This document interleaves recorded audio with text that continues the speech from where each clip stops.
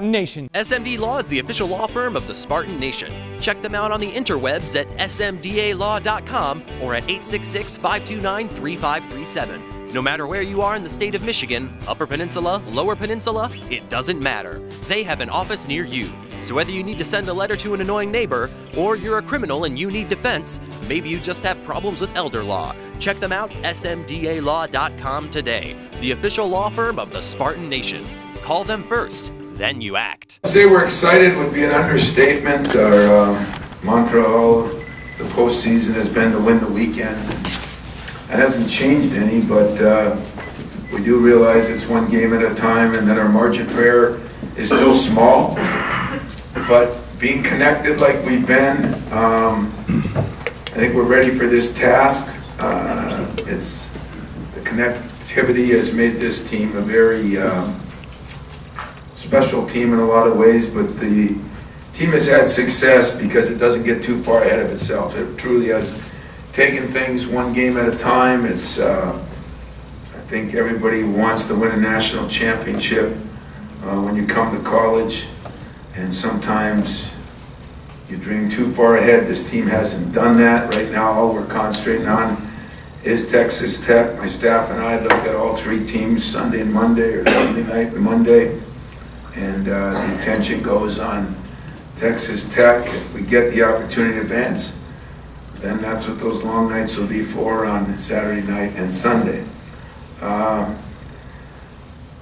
much to say any different than we've already said. You know, this team is mentally as tough as any as I've had. And what excites me is what some of the former players have said to our guys, you know, it's time for you to get your piece of history here.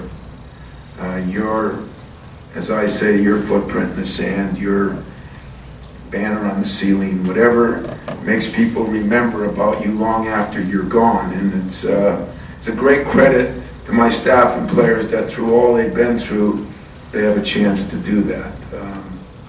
Texas Tech, they are, I think they won 13 out of 14 games. They're said to be the best defensive team in America, and after watching film, I would say they live up to that. They get a lot of steals. They get 17 points off turnovers a game.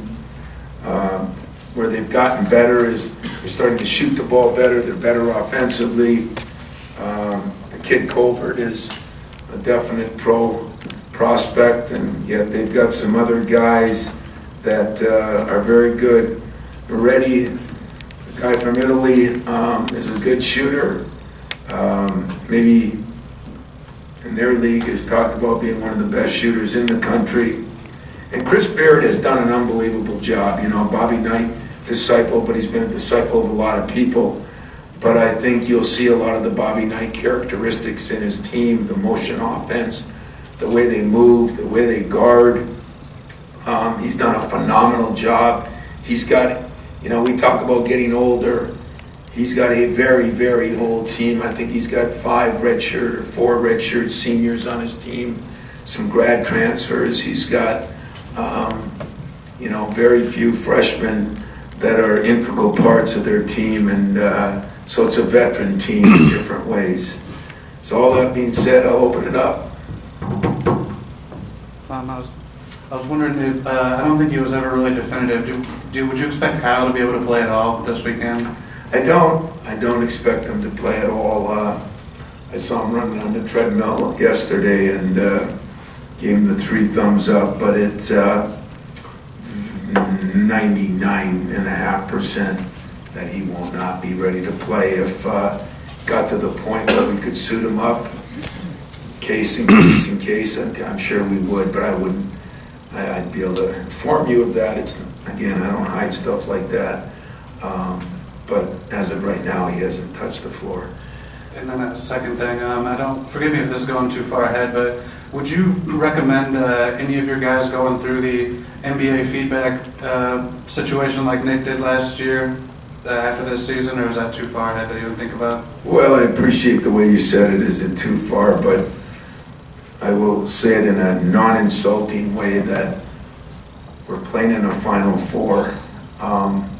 It's probably the last thing from my mind. And I think what's different about this team is the last thing from their mind.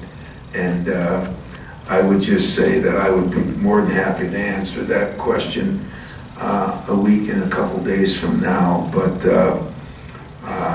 I wouldn't want anything else but them focused. I got enough outside people focusing on everything else. So I do appreciate the sincerity. You have the right to ask the question. I have the right to not insultingly say, but are you crazy? Playing in a Final Four there. How's that? I got my 2 cents in, but I would have said it a little differently, but I've cleaned up my act, as you noticed. So, ready to go. Tom, you alluded to this a moment ago with the age of Texas Tech, but of all the Final Four teams, your team is most reliant on freshman scoring of any of the four, which is stunning. Does it talk about possibly a seismic shift coming back to reality with basketball with the one and done? You know, again, I don't know those questions, but I have been amazed at the little I've heard or the questions at all the interviews I've done. I think more people are leaning to, is this such a good way? You know, it brought up so much. It was so hard for us because I remember just a year or two ago, I told you all that if when Miles could have left, if he would have left and been a top 10 pick, it was probably better for our program than if he stays and wins a national championship. Now that was kind of as sick of me to say as your question, but at the same time, your question's reality, so is mine. And I think that it's hard to win with freshmen. It's hard to win with a lot of freshmen. It's hard to win with key freshmen. No matter how good they are, experience does matter. And I don't know what it'll do, but it's got a lot of people thinking and talking. And you know, I just think that even like using Kenny, you know, yesterday we had a meeting, so we get all our tickets, hotels, parental things out of the way. It was, hey Kenny, you remember this? Hey Kenny, you remember that? Hey Kenny, make sure you tell the players about this, because at least he went to one. And so I think experience does matter. I don't know if it'll be a seismic change, but I think people are going to start looking at things a little differently. You know, it's hard to try to get these super teams, even in the NBA or NFL, you know. You still need people that get along, people to understand their roles, and everybody can't be the leading scorer, everybody can't be the best player.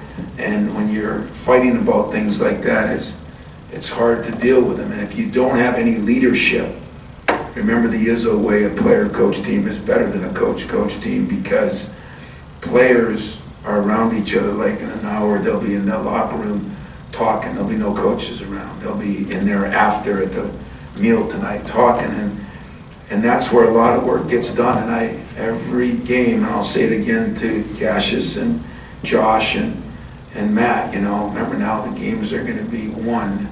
What goes on the next couple days on the plane, the hotel, the practices. And if you don't have any experience telling you that, I give a lot of credit to what John Calipari has done and what Mike has done, and they've won a lot of games, but there is nothing. When they had their most success, there were a couple of key upperclassmen, I think. It's just hard to do.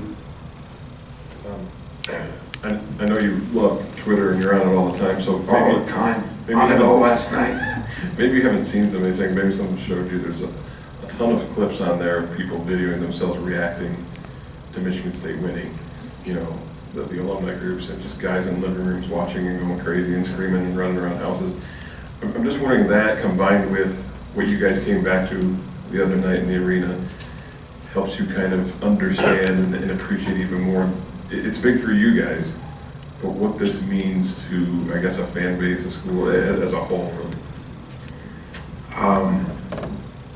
I don't know if it's the best question, it's the most important one to me, because I saw one video.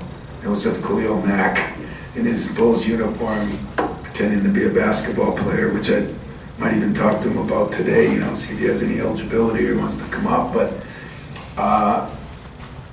what I came back to the other night, for me, was, it just says it all, you know, looking out there and seeing more people than in my hometown. It's been exciting. We've had some great welcomings over the years, never one this late or this big. And the credit goes to this arena, to our marketing people, to our police who came out and did such, I mean, we came back and players couldn't believe it. The parking lot was packed, and there's always people that are involved in that. And but it wasn't the number, it was the passion that number had that night. And I have gotten letters, we always get letters or emails from all over the country, but I think because of, you know, we've been through a lot here. I think people, it's part of the process of people just expressing the platform we have and what it can do in a positive way. And if I can be a small part of that, that's as good as it gets. And, you know, that and the fact that you put that with what Irvin said to our team at that breakfast, you know, about 40 years. Is that Earl's wife again? Earl's not even here. He's probably with his wife, so that can't be the fact. Anyway, you know, when he talked about,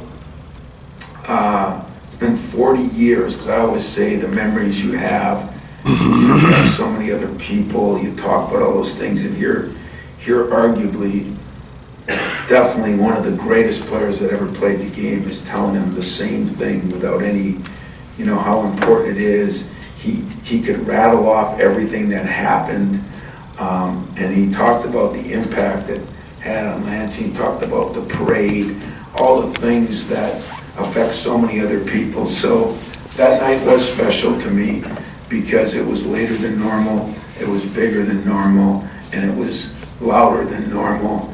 And the only problem I had is I was trying to help our police and everyone else, because I hate when things get out of control, and I hope they won't get out of control this weekend no matter what happens. But I did reference they could burn a couch at my house. Those of you that have been to my house, I have a big pond in the back, and thought I could, you know, put a couch out there so it wouldn't cause any other problems. And my wife was ecstatic about it because I think she wants a new couch, so it all worked out, and we'll see what happens.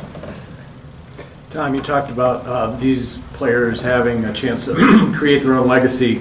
You reflect on Cassius and how he has a chance to do what Magic and Mateen did and be the point guard of a national championship winning team. You know, Matt, I mean, this kid has done a lot. You know, everybody asked me about the last play, and I said, you know, he was the one that suggested it. You know, we're trying to figure out how to get him free, and sometimes as a decoy, sometimes as a screener, sometimes as a second option, knowing they take away some things. And so he kind of covered the entire gambit. You know, he scores points, he's playing better defense, he's making other players score points, and he almost gets to coach the team a little bit. And I think that's what Mateen did for me. I know that's what Magic did for Judd. And so he's trucking down the right road. And unfortunately, this day and age, it's almost like you got to finish it to be considered. You know, if a free throw goes in and we win a game, you're going to look at everything one way, and if a free throw doesn't go in, even though the whole game, and that's the price you pay for the occupation we've picked. But I think Cassius has done enough to set himself in that same footprint with those guys, just the way he's led, the way he's handled a lot of situations in the last couple of years, and the way our players respect him. You know, you can like the player you play with, your quarterback, and that'll help make you better, or you can respect him, and that means anything he does and says, you do follow. To have a great team, you need a good leader, but to have a really great team, you gotta have good followers. And I think those guys trust and respect him, so they follow. And I told him the only burden that means is if he goes through the layup line half speed, all the ducklings are going through the layup line half speed. If he approaches practice that way, you know, that's the negative side of that, but I think that'll be the driving side for him now, because I think he understands that.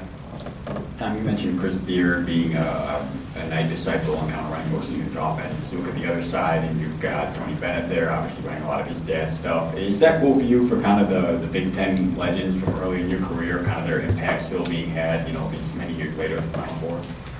You know, I'd like to say no, because I hated playing against Bob, and I double hated playing against Dick.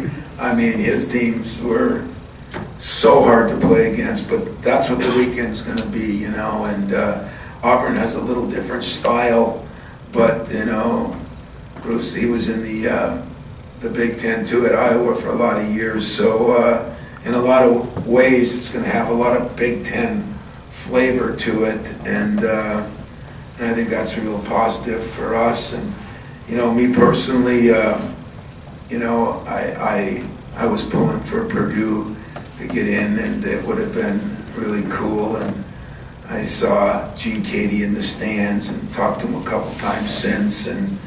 But I think there's going to be a real big Big Ten flavor to this.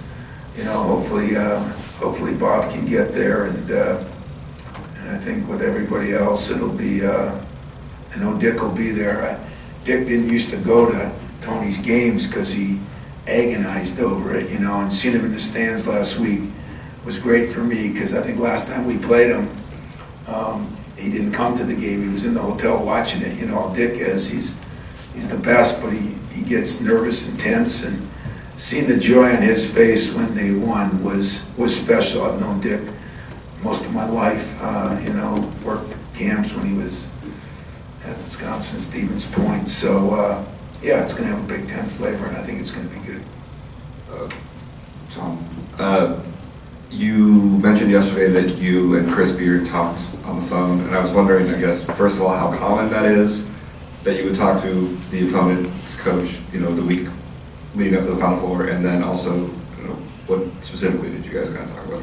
You know, it was different, and I appreciated it, actually. He just called me and, you know, said good luck, and it's going to be fun to play. And I asked him if he wanted to switch scouting reports or anything, and neither one of us had any interest in that. So then we talked about our mentors a little bit, you know, and talked about Bob, I talked about Jed a little bit, and just what a thrill it is. And I said, even though you don't want any or need any advice, my only advice I'm going to give you has nothing to do with the game, but it has a lot to do with get your tickets and hotels done today. And he laughed and said, okay. And he was great. It was good. So not a long conversation, not a lot, but appreciated that he did call. It was nice. You know, we talked about Kenny being maybe the only player in this Final Four to have that experience, but for your rest of your guys, they played on big stage games, whether it be the Champions Classic or whatever other tournament moment they've had. How battle-tested do you think that has made this team, both this season and going into the Final Four? You know, I think a lot. I think it's made them very battle-tested. And just like, you know, when I looked at last year's team, and we talk about it a lot, and we talk about, you know, we had some talent, maybe more talent. I think everybody would agree, and I think we look at that negatively, like, you know, this team isn't as talented, is that the best thing, or right? But what I said all along, that team last year wasn't nearly as experienced. So maybe we went through the same thing other people are going through, you know, that it's the experience that matters. And Kenny doesn't have a lot playing since he didn't play in the game, but he has a lot because he was just around it. And I think for McQuaid and Cash and Nick and, you know, some of those guys that have been through 3 years now of playing in the Champions Classic, of having some big wins and having some humbling losses, it gives them a better perspective. So I think all in all, you know, we're as battle-tested as you can be. We've still won more games than anybody in the quad ones. We've done some things that matter. We've won our conference championship. We've won our conference tournament championship. You know, we've won big on the road. And yet we've had a couple of humbling defeats. So I don't think you can be any more tested than we've been. if we don't win, it won't be because of our schedule or anything. It'll be because another team played better than we did. That's what I'm going to look at. Texas Tech's defense, from their screening patterns to no middle, rim protection, forcing the ball in one direction. Where do you think it will put the most strain on what you guys try to do? And can you equate it or relate it to anything that you've seen?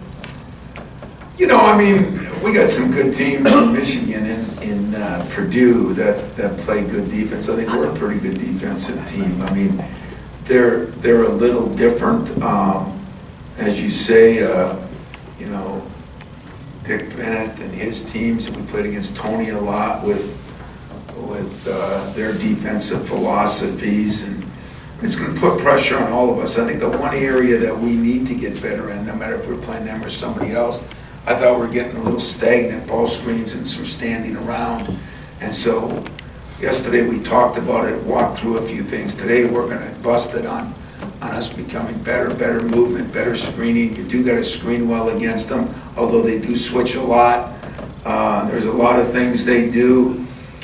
You know, I think we can get the ball inside. I think we can hurt him in there. I think it's a perfect time for Nick to be getting better, and the way Tillman and Goins are playing, I think that's going to be one key. But I'm sure they're going to trap and try to take Cassius out of a lot of things. But, I mean, maybe they will. But if they do, they'll do something that not many other teams have done. They're pretty good defensive teams that he's either scored on or been able to make other people better by the assists. The big thing will be the same as it's been now for the last couple of weeks. The turnovers, and they have been susceptible to rebounding, which I'm sure that's one thing Chris talked about. I think they call it their Michigan State drill. And, you know, it's whether we can offense and rebound and score points that way, because it is going to be more difficult to score points. You saw some of the games they've played recently, and but we're going to come up with some things. We're not going to be able to change everything in a week, but we'll come up with a couple things that we think will hurt them. And there'll be some things that we can't do. I mean, we know driving baseline, they're going to trap, they're going to do some things. But you run into that with other teams. Some teams in ball screen defenses do it. So a lot of tape, getting our players educated on what works, what doesn't work, and then executing the game plan will be a big key this week. Tom, how would you respond to some critics, maybe even some Spartan fans, who will say Tom Izzo needs that second title to validate your tenure and your time here with the program? I'd say they're right, you know, because I need to validate it for me. I need to validate it for them. I have my own goals and dreams, and I have my own aspirations of what I want to do. And what I want to do is put Michigan State University in rare air. 2 national championships by the same school starts to separate you from the 40-some that have won one, and 3 national championships for the same school validates it even more. Talking about it puts you in a smaller fraternity. And but you know what, it's I've learned that people that question you are going to question you. The haters are going to hate you. All I got to make sure I do is what's best for my team and the university I work at, and I'm going to do that each and every day. And it really, 5 years ago, fire and brimstone in me would have wanted to fight that person. Now I want to say, you know what, you're right. I don't want to say it to get them off my back. I want to say it because if that's your goal for me, I promise you my goals are bigger than your goals. Just like I'm sure that your goals for yourself are bigger than the ones I have for you. And what's neat about my job is I get to take things that are players' goals and I get to push them past what they even dreamed they'd be, because they're not experienced. They're not as old as us. They're just starting their dream. They're just starting their journey. And I get to help mold that journey. And hopefully, if you demand a lot and you get a lot, that's going to improve that journey as as that individual goes on in life, and maybe he'll be a better president of a company, maybe he'll be a better NBA player, maybe he'll be a better father, So my goal is to win as much as I can win the right way. My goal is to make as many people happy that are fans, and my goal is to make sure my players understand that to do great things, it's going to be very, very, very difficult. I was asked a good question this morning, and someone who interviewed me and said, how can it be where you could play the same game the entire game? You could be so good and a three-point shot goes in or doesn't. Look at Purdue's situation, If he goes to a Final Four, he's done something they haven't done there in 40 years. They played so well. Matt did an incredible job, I thought. And a freak thing happens. Guy's trying to, make it and he misses it or whatever happened on that. And boom, boom, boom, and now all of a sudden you're not as good. I think I'm past that stage. I was in that stage early in my career. It drove me crazy. Now I've matured a little, and I can handle that. So tell them I appreciate it, and they're motivating me to win another one. And then I'll need you to find some other friend that says, well, 2 is good, but Mike's won 5, so you haven't done much yet, so why don't you? And you know what? I'll thank that person too. Tom, before the Duke game, Mike Krzyzewski, we were talking to Mike, and he said that Cassius wasn't the best guard in the Big Ten. He was the best guard in America, and reiterated those sentiments after the game, not specifically those words, but those sentiments. And talking to Cash about it, he reminded me about his freshman year when he wasn't that good and how hard you were on him. And he said, I guess I'm blessed to have had Coach push me. It doesn't happen very often, but when it does, when a player reaches where you push them, is that one of the satisfying parts of the job that the fans don't get to see? Well, I told you guys the story that even his mom on the floor, I said, was it worth his freshman year? Not that his freshman year was so bad, it just wasn't, it was a normal freshman year. And she found a way to say, we got some work to do yet, in a roundabout way. And so I would say to you, it is rewarding to see Cassius growing, but he's not Will Chamberlain yet. He isn't fully grown yet. And probably, as I tell my guys, I'm not yet either, so they got a lot of years to keep getting better. But it is rewarding when a player sees the work or the tough love or the pushing and pulling that you have to go through to be great. And for Mike to even put him somewhat in that realm speaks volumes, And as I told Cassius Winston might have changed the most the spring of his freshman year when he, wasn't thrilled with the season he had, and yet neither was I, and understood what had to be done. And when everybody went home that summer, right when the semester ended, they had 4 weeks off. We were trying to get him away. He took 2 days and went home, and Cassius is as close to his family and his brothers as anybody I've had here. And he came up here by himself and lived in that weight room. That I felt better about than even this, because I realized that he listened, he heard, he executed what needed to be done. And that was behind closed doors, and nobody knew.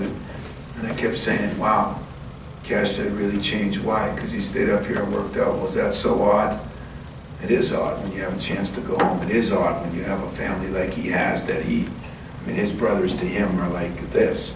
And that made me realize that he might not have liked what we said, but he figured out that it was going to be best for him. And so that was done on his own, not by me or anyone else. And I think that's where he grew the most. And I think everybody in life has those moments. That's what's cool about it. Time for a couple more.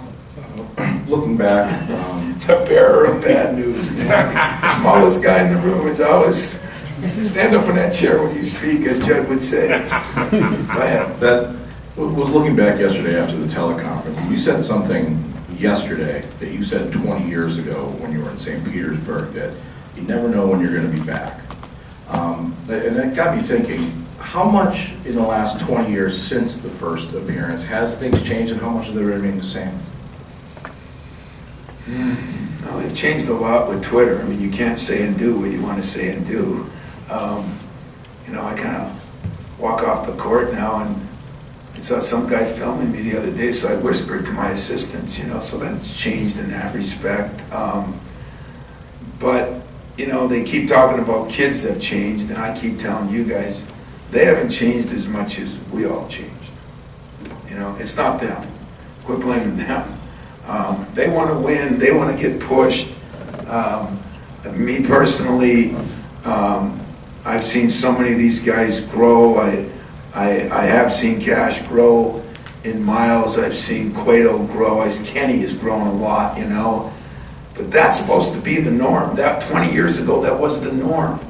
Now we expect to put it's like putting a baked cake in the oven, You put it in the oven and it bakes. Now we just put baked cake in the oven, It's already baked and we say, oh, there's Shazam, I mean, it doesn't make any sense to me, We don't give these guys a chance to grow, to mature, to make mistakes, to fail. So that part bothers me. But the part that doesn't bother me is discipline is still the greatest form of love you can show somebody, When I was in junior high school, if he's not on you, he doesn't care about you. That hasn't changed. Judd had a line, DWW. I'd be working with some kid that couldn't play dead in a cowboy movie, and Judd would say DWW. Well, what the hell does that mean? Don't waste words. Don't waste words. So you don't waste words on people that you don't think can get to certain levels or can accomplish things or can help you win. And I think these kids, these guys, these half men, as I'll call them, these guys that are trying to become something special, I think they want to be pushed. They want to be coached. They want to be told what to do. They just don't like it at that exact point in time, and neither would I. You think I got fired more times with Judd than any of you been fired, and I didn't like it, but I now fire my assistants every once in a while. It's just part of the deal. But I don't think the winning has changed. I don't think the way to win has changed. You can talk about freshmen and juniors and seniors. Experience still matters. I don't think it's any easier, except, as I tell my guys, I think less guys are willing to sacrifice to get to where you want to get. And that part of it I love about this team. I think they have sacrificed. I think they do. I think they've been through a lot. And I think they've found a way to just keep moving forward even better than I have. They've taught me things. So I better do it quickly here if there's a couple more questions, because I don't need mechs on my butt. Well, along those lines, there is a lot of college basketball blue bloods that are watching the Final Four on TV. David Thomas just told me at Michigan State our teams weren't blue blood, we were blue collar. You've been to 8 Final Fours. Are you blue blood now, or are you still blue collar? God, DT, that makes me proud of him. That means he's now I got a guy that on my staff that I think really stands for what I believe in. Now I'm going to stay blue collar. I'm going to stay blue collar, and to me, blue collar is the way I always want to be. And but I want to keep winning like the Blue Bloods. I guess that's your guys' decision of what to call us. I always argue that with Billis, and he says you are one of those programs, and that's for all of you to determine. For me to determine is keep this thing where we're a working man's team, just like my father and my grandfather, no different, every day go to work, bring your little chisel, get down in the mines and do your job. And if I change that, then it'd be time for me to go. I just talked to my boy Mariucci last night, and we were, the first thing he said is, man, you guys are the ultimate team, and I've had a lot of coaches that have called me and talked to me about it, and And you're a team when you're blue collar because you, in my humble opinion, you know, because somebody else doesn't anoint you, you do it yourself. You work for it. And so I'll take with any anointment or with any insults anybody gives, but I'll keep my blue collar for me. And what I like is I got a blue collar attitude with my team. Last question. Yes, sir. I know we talked about Xavier's approach once he got here and the work he's put in, but just since he came into the starting lineup, if you just looked at the numbers and seen how they've risen, have you seen even a bigger change from him since then, kind of understanding and seeing as each game goes what he means and how much he can bring? Well, he has of it. Yeah, that's where I give Josh and Matt and Cassius credit, because I think those guys, you know, knew we lost a lot in Nick when he went down, and I think they rallied behind Xavier in a lot of ways, and you know, he got some confidence, he got more minutes, you know, all those things help, and he's done what people tell you should do. He's taken the ball and he's run with it. He's gotten his opportunity and he's made the best of it. And yet, you know, I don't want you to forget, like, this is a game, again, where I think we need everybody that's got a body. And, you know, you look at that last game, we get Nick in there, he scores 2 baskets right away, you know, and I think there is a spot for all 3 of those guys. And yet, I think the best thing is, when Nick first came back, I went to Xavier, because I was going to try to get Nick back in the starting lineup. And then we realized it wasn't whether I do that or not, it was whether Nick was ready. And even his conditioning now isn't, you know, the hand, I think he's finally feeling as comfortable as he can with the hand. But Xavier said, Coach, whatever you need to do, I'm fine with it. And, you know, some guys would say that because they're talking to the head coach. And I looked at him, I said, well, you're crazy if you don't want to start. He said, well, I want to start, but I want to do what's best for the team. I don't think there's one guy on my team that I don't have that's that way. And that's saying a lot. And that's why those juniors and seniors are so incredibly important. And I think why you've enjoyed them so much. I mean, they're fun interviews because they're real, and they're going to tell you the truth, I think. So, listen, I know there'll be a million more press conferences, but probably none where it's just the same guys that have kind of followed us all year. And any adversity that we've all been through, I do want to thank you for being how you've been to this team, because this team has been special, and you should get to know them even better. What I love about the Final Fours is some of you in this room will do some incredible individual stories on people, and you'll find out more and more about them.